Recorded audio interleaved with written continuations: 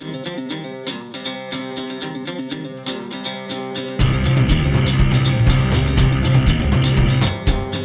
younger brothers, and it was kind of trained into me when I was a little boy that I was supposed to protect them.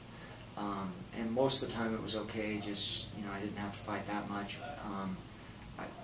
When I was in Houston, Texas, we lived in a place where, at least the apartment complex I lived in, I was the only kid my age that was white, and so I kind of became a target for the other kids that weren't white. And I always felt like, because of the way I was taught, I needed to stand up for myself, because if I didn't, they'd be picking on my brothers next. So I was pretty active then. I used to joke that I was more active than Mike Tyson was coming up during that 6 months I lived there. I was kickboxing and boxing in college, and I kept boxing after college. And then in '93, I guess it was, UFC 1.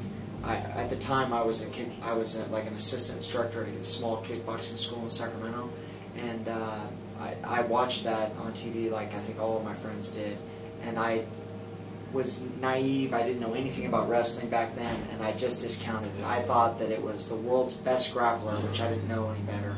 I thought it was the world's best grappler in a tournament against nobody good, and that if Evander Holyfield or Mike Tyson fought those guys, they would just knock them out, and it would never even go to the ground.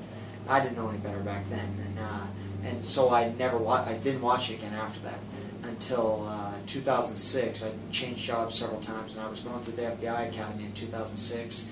And when I was there, they were showing us clips. And my brother had been telling me all along, you need to watch this, it's changed. You need to watch this, it's changed. And when I watched it, I felt like an idiot, because I should have been watching it. And once I saw it, I had to get involved, and I started training jiu-jitsu and everything and learning more and more. When I fight at my best, what I have is a heightened sense of focus, where I have no distractions, no other thought enters my mind except for the plan that I had going into the fight, what I'm trained to be able to execute, and what I'm seeing and feeling off of my opponent, so that I know how to adapt my plan to be able to beat him as quickly as I can. But I don't become like some type of animal or something. I am very aggressive, but that's only because I'm still a good sport. I mean, my last amateur fight, I flurried hard at the end of the round, and then the second the bell rang, I shook the guy's hand, because we were both still standing. So and as soon as the referee tells me to stop, I might look at him confused sometimes, like, well, wait, why are you stopping it, But other than that, I'm fine. Well, I look at the sport similar to laissez-faire economics. To me, it's pure capitalism. Nobody's in there interfering with us, and we get to go as hard as we want to compete against each other, and there's a little tiny bit of rules, and there's one guy there who sometimes will get involved if somebody breaks the rules, but we're so used to doing that in training that most of us never try to break the rules. And because of that, it's not, the sport is truly who's the best, rather than, like as an example, famous fight, when Muhammad Ali fought and beat George Foreman. One of the things he did that allowed him to beat him was he cheated every single round. He's using a collar tie to pull down on his head, making Foreman carry his weight, he's tying him up with overhooks. All that stuff's wrestling. It's illegal in boxing, and he never even got, I think he may have gotten warned. I don't remember him getting warned, though. I've seen the fight several times. He didn't get penalized for sure, and he beat Foreman. But if that had been, and I've heard George Foreman say this, that if it had been an MMA fight, it would have been a very different fight.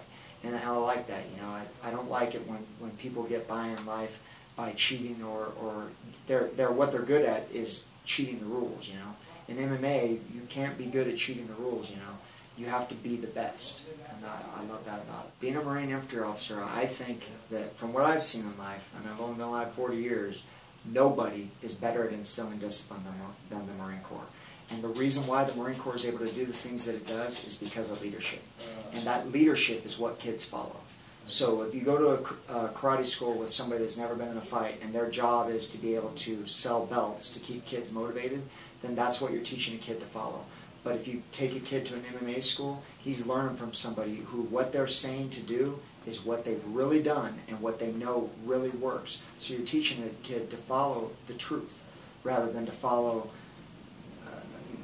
something that I would liken to a charlatan, a fake. It's not real. And they might get some positive benefits out of that, if it's a good structured class, but they'll get even more out of a good structured mixed martial arts class or any of the elements of mixed martial arts because it's real. The kids pick up on, just like a kid can pick up on when you're pretending to care about them but don't really care, they pick up on what's true and what's not true in mixed martial arts.